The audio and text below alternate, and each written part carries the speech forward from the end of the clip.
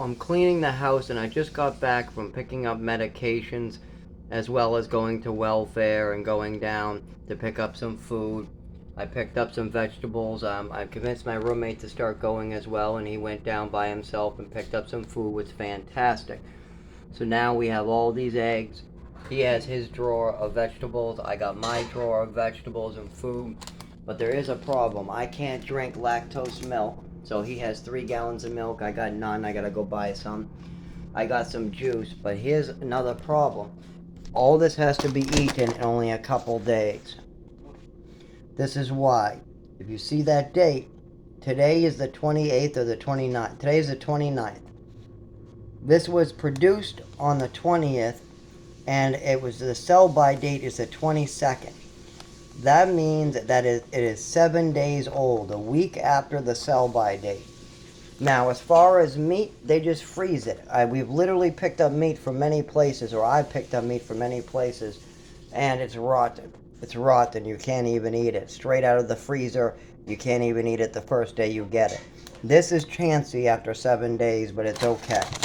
But a lot of the food that's given out at the food pantries are expired when you get it.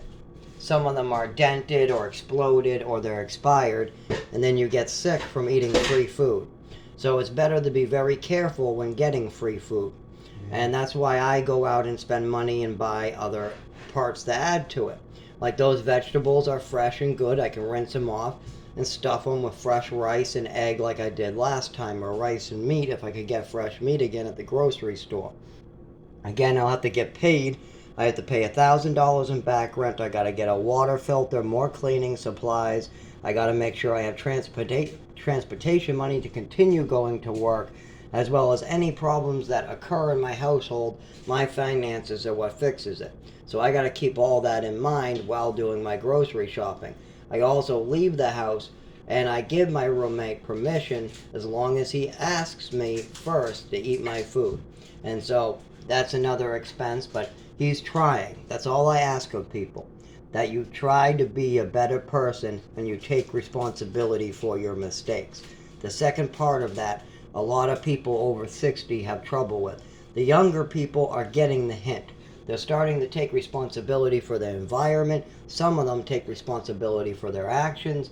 Some even will open up and explain their traumatic events and then try to move forward. I've helped a lot of people with this. There was even a girl who was a raging addict, prostitute in Lynn. She got sober because I ended up getting her, calling her family, getting her into rehab, and then she was able to get her own apartment.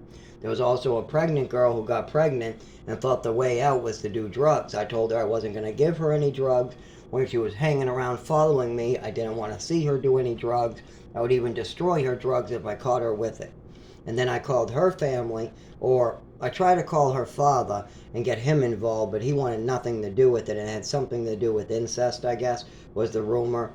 But instead, I went to the baby daddy's family and said, hey, you get this girl pregnant, where are you guys? And the sister and the mother worked with their son, and they eventually drove down from Pennsylvania and picked up this girl. After months of following me around through winter pregnant, I had to try to get her vitamins and all these. It was very difficult, but she was following me around, and I couldn't let her just lose that baby. And I couldn't, I could do something. I had the power to do something. So I was able to contact and stay in touch, and she ended up having a home, a family, keeping her child. After like 2 years, I lost track of it, but she was keeping her child for at least 2 years until I lost track and had to move on with my life. But I make a difference in people's lives, as well as I'm making a difference in my own life. But my life depends on other people's mistakes. I can only take responsibility for my own mistakes. But when you have somebody else who maybe crippled you for Social Security or popped your eye out, or you spent years dealing with psychological behavior and it affected your behavior, you have to confront that in yourself. But you also have to get certain medical help. But if somebody covered their tracks and doesn't want you to get that medical help, then it's almost impossible. It is. When I go to the neurologist or the doctors, it's very difficult because they want to base all my health upon what my mother and father already said, the Social Security. And also, I was an addict and alcoholic for quite a while. So those things hurt me. I can take responsibility that my addiction made this take longer, but there's a lot that was going on way before that, and no one's taking responsibility for or what happened to me. And that makes it very difficult because there's no records to go on. There's nobody admitting that something happened. There's nothing really to base this upon except for some medical records that are hard to find or hard to get. I mean, there are reports by me. There's my mother admitting the stuff. There's witnesses that heard these things that could help me greatly, but I can't use those because people don't want to take responsibility for their actions. Like, for instance, if my father took responsibility for his and my mother's actions, it would be much easier for me to get proper medical care. But then, that's hard for him to do. So I'm going to have to tackle this on my own and keep doing what I'm doing now, seeing the neurologist, seeing the primary care, seeing a urologist, seeing a GI specialist, working with Social Security, working with the Department of Health and Human Services. And as soon as some of this has been established, my neurological condition, my seizures, as soon as I'm kind of got some of this moving forward, yeah, I wouldn't mind seeing a psychiatrist or something like that. The only problem with me seeing a psychiatrist right now is they're going to jump right into where my mother left off.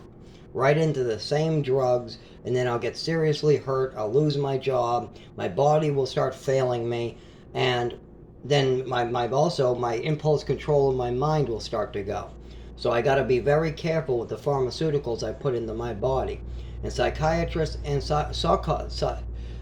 the psych part of this is very important to do the right way. And some of this has to be established, and some of this has to be gone through, and they got to go through the medical records. I got to go into the hospital so they can see the seizures. I mean, I'm not looking forward to spending a week in the hospital in November. That's going to be awful. It's going to be painful. They're going to try to trigger this. I mean, it's not going to be a pleasant experience. But after that, that will help establish what's going on with my body. And from there, we can move into different departments in different areas. There's a lot of work I'm working on. But this is like 10 years before I get proper medical care, if I live that long. Keep in mind, this has been going on with me for 25 years, and it got worse and worse. My mother's behaviors got worse and worse as time went on, and that affected me as time went on. So there's a lot to go over, there's a lot to fix as far as physical health. As far as my anxiety or my PTSD, I have those under control, so that's great. My mental health has never been better. The only thing I really need to work on is my physical health. Now, that doesn't make what happened to me right, and then nobody else really knows what happened to me except for my brother, maybe a little bit. Not everything I'm talking about here, but he definitely was speaking up about some of what I'm talking about. My nephew definitely was talking about how he was scared to come over. He might not remember this because he was really young, but I think that he remembers some of it.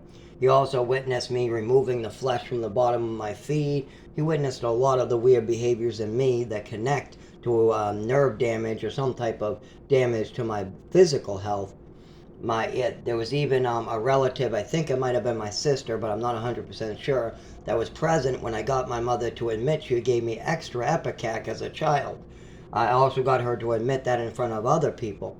There also was my father there, who also witnessed my mother admit, after weeks of blaming me for her own drinking, admit that she was the one drinking a bottle, and then at the end of that conversation say, I don't have to admit to anything, I could have left this all on you. And that shows a mindset, that shows a mental illness. So all these things, there was witnesses that could talk about it, and maybe I could get the help I need with the physical part of my body. But I did all the work by myself, untwisting my mind, getting the mental health under control. Now, I'll have to live the rest of my life with PTSD and anxiety, but I have enough coping skills to do what I need to do in that area. So those I need little to no treatment. I mean, there are some anxiety medications that might help, but that's about all I might ever take for that. And I'm not taking any of those because I just work really hard on it, and that's enough. But my physical health is something that I've tried to go to the emergency room, I've tried to work with neurologists, I've tried to work with primary care. But the problem is that they see all this mental case part that goes back to the Social Security case, the institutions, some of the places that my parents try to use. And so it's very hard for them to go through and listen to the patient's information and then establish the proper care. And that's going to take years of them observing these seizures, the shakes, the numbness in the body. Now that I've been spending years speaking up about it, yes, I'm going to get the proper medical care eventually. That's if I live long enough. I've already had so many close calls with death. My body is already so torn apart. And the worst part about it is I don't treat myself anymore. Back when I was drinking or doing drugs, it wasn't that bad. I was able, if I needed to go to a job interview, I just treated myself before I went, and it went okay. If it was really cold out and I had to walk 2 miles in the cold and it was nighttime where flashing lights would be in my face, I would very simply just have a beer or have an alcoholic drink or take like opiates at one point, but that was only a short period, and I could go do it. But I don't have that as an option right now, so I still have to go take a walk to work, or I still have to get home on a Sunday after taking an ambulance from a seizure. But now I have to do it in the dangerous way. I have to go to have a seizure, fall, shake, be in pain, then go back to the hospital, go back out. It's much different. I can't do this the safe way because I'm refusing to drink alcohol or treat myself. By doing this, the doctors will spend the next couple years or the next 10 years seeing me die slowly. And then it might be too late for them to help me at that point, but I am not willing to treat myself anymore. Now, enough about all this. I'm also going to be working on this. Now, I just sprayed this all down with this can right here. Now, look how dirty this is. I'm going to be wiping this as well. But look how dirty that brown crap is. That is from the cabinets.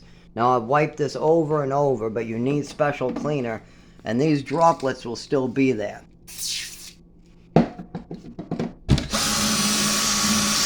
I'll be wiping everything down.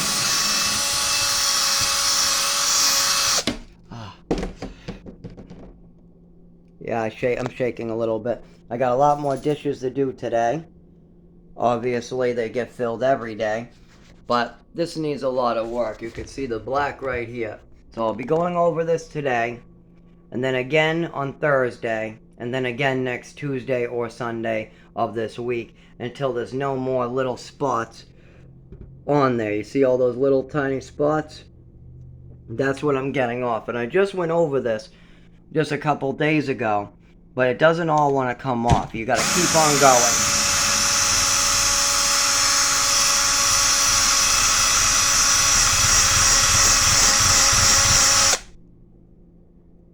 It's getting there.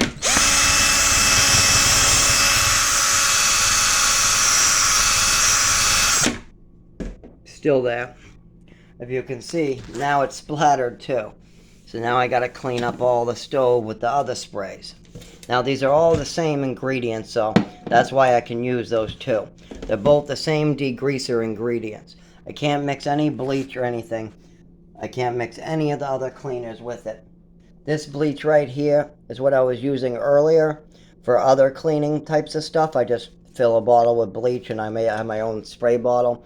But you can't mix chemicals. I highly recommend that you do not mix any cleaning products until knowing fully what you're doing. Like sometimes I'll mix vinegar with alcohol. That's perfectly fine. But you can't mix things like bleach and ammonia. Or gasoline and certain other products. Or even like things like degreasers with bleach. You just can't do that. And I don't. But I've seen other people that aren't as intelligent as me do these type of things when I ask them to clean. This is why I teach them the skills on how to do these things properly. Because there's a lot of people who have fallen through the cracks out there. And it's society's job. It starts with you. You can just, when you walk by a homeless person, what do? You just keep on going? That's fine. But if they're starving or if they just need a job, you can jot down a place that will hire them right away with a record, give it to them.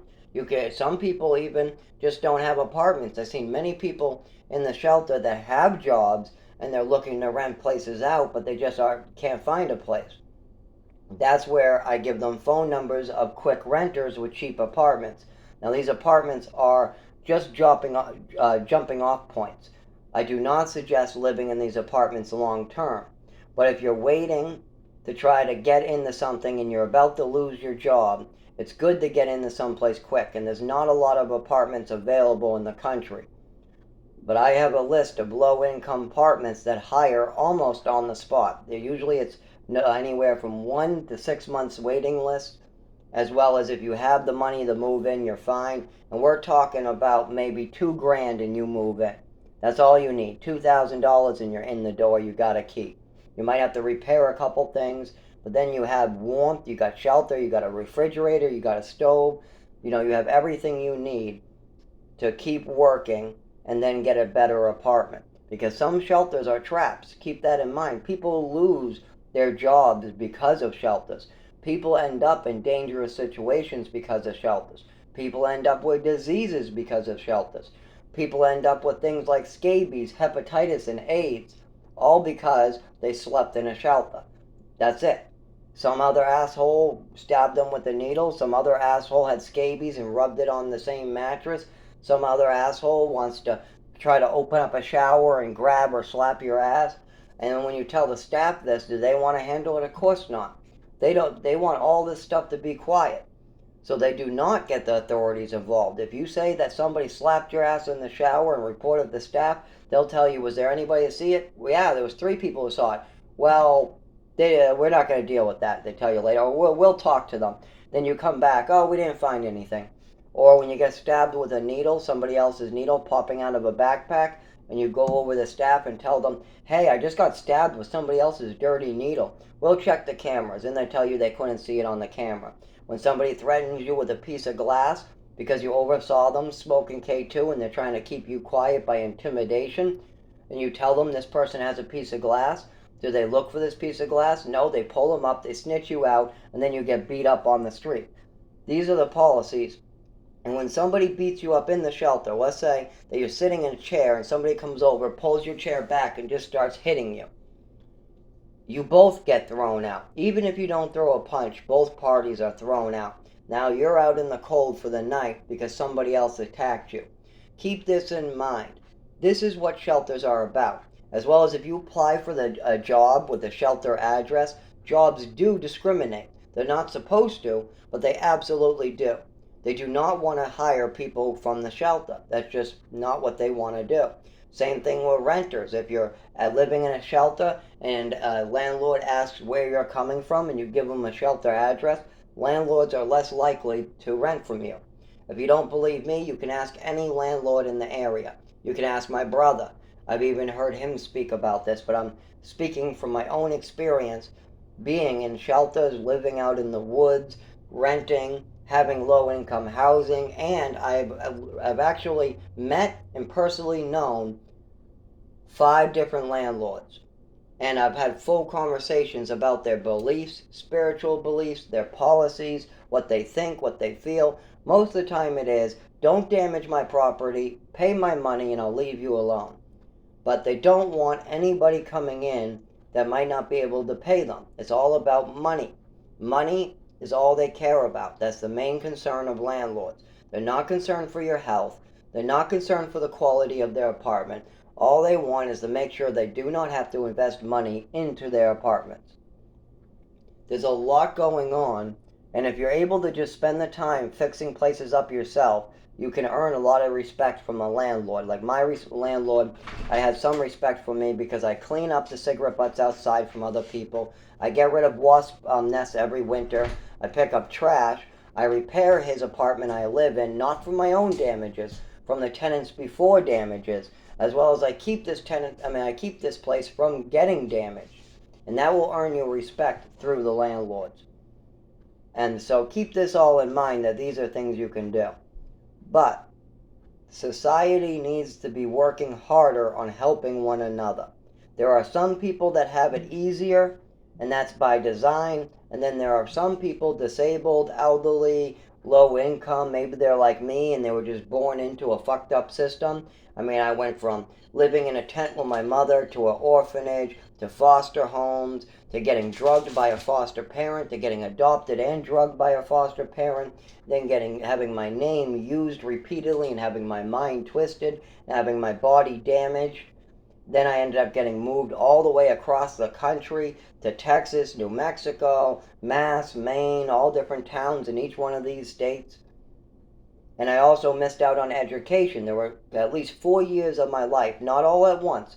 If you just add up all the different schools and education places that the education collaborations or the education, um, just the schools and different places where I was supposed to be getting an education, I just totally missed out. New Mexico, I had 3 months, and then I had a total of maybe 15 months of no classes. At When I moved to Chelmsford, same thing. I had a whole year with no classes. There was many times I was also homeschooled for a year. From my mother homeschooled me. Now, if she couldn't even take care of me properly with the medications, if she was already taking away my hard-earned medals from the orphanage and saying that it's some other boy's medal, if these behaviors were already apparent, if she already was giving me extra Epicac, if she already was sedating me when she didn't want me to be hyper on pills I shouldn't be taking, what do you think that education was like? It was a bunch of papers in a room. It wasn't a full education. Now, she tried, but she was not qualified to be giving me an education, and I missed out. And I had to play catch up my whole life. Now, these are problems that are systematic. These are systematic problems that most orphans go through. The only part that I had that was worse is that I had a mother who wanted me to be disabled. She wanted Social Security to fund me. She needed me to be disabled. She needed me to be drugged or up and down or have a lot of health problems. She needed that. That was a big problem in my life, that my mother wanted me disabled. And she gave me a lot of drugs to make sure that was the case. Anytime that I spoke up about what she was doing, though, she had a full list of excuses to use. It's an allergy. Oh, no, he's just making things up. He's lying. Oh, it's a story. Well, she's dead now, and I watched her drink herself to death the minute she came home. Her liver's at 20%. She comes in the door. She goes right for the liquor cabinet. She starts drinking. Where's my father to tell her, hey, you just spent a month in the hospital. Your liver was failing. Your liver's still failing. Only 20% of your liver works. You cannot drink from the liquor cabinet right now. Is he saying that? Absolutely not. He's now going in the kitchen trying to avoid the situation. He's again going into denial, trying to avoid what's going on in his own house. I had to be the adult. I had to go up to my father and say, this is wrong. A person with only 20% of their liver working, a person who's going through liver failure should not be drinking alcohol. A person with a mental illness like her as well shouldn't be drinking alcohol. That's just the facts. And did he eventually stop her? No, he went over, told her that not to do it, and then walked away, and then she continued and finished her drink. And then I was upstairs away from this because I couldn't watch any more of this psychotic behavior. These things happened in my life. I did not get to choose these things happening to me. And it drove me to drugs. Luckily, I stopped the drugs. I stopped the pharmaceuticals. I cleared up my mind. I think clearly now. I'm able to hold a job. I'm able to take care of other people. I'm able to pay my rent. The only part that's interfering with those abilities is my physical health. I'm getting a lot of injuries from what my mother did to me. But that doesn't mean I don't have to clean up. And that's exactly what we're going to do now. We're going to finish cleaning up. And I will do another check-in later. And I got to go to work tomorrow. I got to get up at 4 a.m. And I got to be on the 6 o'clock bus to open the door for 7. And, I got to have the store completely open by 7 a.m. And that's fine with me. I like working. It's one of the ways I get out of the house. It's something I really enjoy. I enjoy working. I just don't enjoy getting hurt. I enjoy very much working, especially with people. I work really well with other people. Other people love what I do. I get plenty of compliments. I'm getting told. I got a person who came in, what was it, last Friday or last week, or maybe it was last Friday. And she said, I don't care how you do it, but you should go to college. You don't belong working at a minimum wage job. That's because I give such good service. I'm so intelligent. I know these things about myself. And it's not great. I don't like talking about my intelligence because people then go, oh well, you were in special. I got half my family telling me I'm stupid, trying to get me to try to get Social Security, and then I have the people who truly know me thinking I'm lying about that. So I really don't like talking about my intelligence because yes, I have a high intelligence, but I have problems explaining myself sometimes, especially when it's cold or flashing lights are going off or loud noises. So, and then some people, when I try to tell them I went to a special ed school, I'm mentally disabled, I went to I missed out on a lot of education. They go, that's not the case. You seem way too smart. No, no, no, no, you're lying. You're lying to try to get money. That's what you're doing. There's no way that you're special ed and you need Social Security. You work too hard. You're too good of a worker. You talk too well. Well, that's because it's warm in here. You don't understand. I am great at speaking some of the time, and I'm great at explaining myself some of the time, and I'm great at moving my body some of the time. But as soon as we walk outside in the cold, you're going to see a change in me. And they don't understand this, so I don't like talking about it.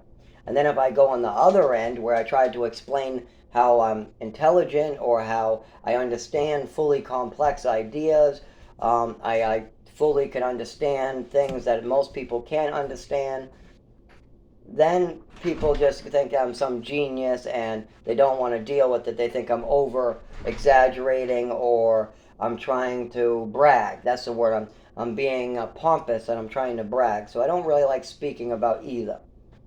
But keep in mind, I do know exactly from real fake. I understand what people are doing, complex tasks. I also understand a lot about psychology. I understand when somebody is deflecting a conversation. I understand when somebody tries to twist the truth to fit their own purposes. I understand when the government is doing a certain thing a certain way. I understand when people are not telling you something and they're trying to do something about it. Like, for instance, when I go to the doctors because I had a seizure and they just want to load me up with meds and send me away, or when I go to the emergency room and I'm stuttering, I can't speak, I can't walk, they just want to throw me out of the chair onto the floor to see if I'm telling the truth. Literally. I've literally had them just kind of push me out of the wheelchair to see if I could walk, and I fell on my nose. I've literally had them take my cane away and decide to tell me to start walking. And I do, and then I seize and fall on the floor. And the reason why they're testing me out in this way is to see if I'm telling them the truth. And the reason why they have to do this is because my parents told them that I'm some type of liar or I have a mental health disorder, as well as my Social Security case and my medical records are all messed up. So when I have a seizure and I can't talk and I seem mental, because after a seizure and after I hit my head 26 times and I'm bleeding all over the head, and I go to the emergency room, I can't explain myself. All they know is that this kid is bleeding, he's shaking, he can't speak, and he's trying to speak, but he's just, I had a seizure and my mother did this to me. I can't do it right, but it's something like that. And so they don't know what to make of this because they haven't seen me at work. If they saw me at work, they know, okay, this is after a seizure. This is a head injury and something that's been going on for 25 years. But it clears up after months of work and things like that. But they don't know that. So they think I could be faking. They think I could be lying, anything. So they have to test me. They have to check the brain scans. They have to throw me off the chair. They have to try to fully, and as I get better, I go into the primary care and they see improvement. So they're finally starting to understand what's going on. I've spent like 25 years like this and nothing made sense to the doctors in those 25 years. Even when I was a child, the doctors would say, there's more here. There's something you're not telling us. There's something going on other than New Mexico. Because I always was told I could talk about the abuse in New Mexico, but whenever I was talking about what was going on with my mother wanted me to shut up about it. So I was all confused about what to talk about, and the doctors knew there was more about to my PTSD, anxiety. They knew there was more about the movement of my body, but they didn't know what. They thought I was keeping a secret, even though really I wasn't. I just didn't fully understand what was being done to me. I did speak up on the matter too, but it wasn't like I drew them a picture. I just told them I took a handful of meds and had this reaction. My mother's lying about me. My mother's lying about me. She saw people in the hallway and blamed it on me. they have reports from the DMH worker hearing my mother say psychotic things. That's not enough to establish medical care and treat a seizure disorder.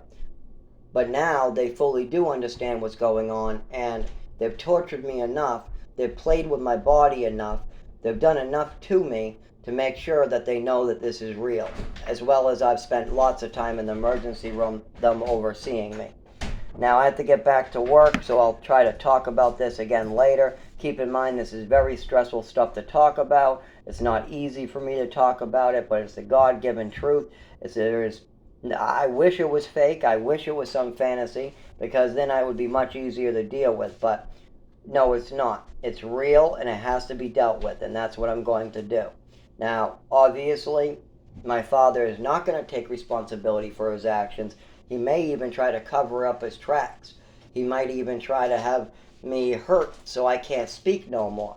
He might even try to have me killed. But not directly killed. He'll just try to do something subtle that would react in a way where I get hurt. Because he knows that I'm disabled. He knows that. But he also knows that he's done a lot of things, well, with Social Security, and he knows that my mother did a lot of things, and I don't trust that he's going to help me. And if you're not helping me and you're covering your tracks, that's going to get me hurt.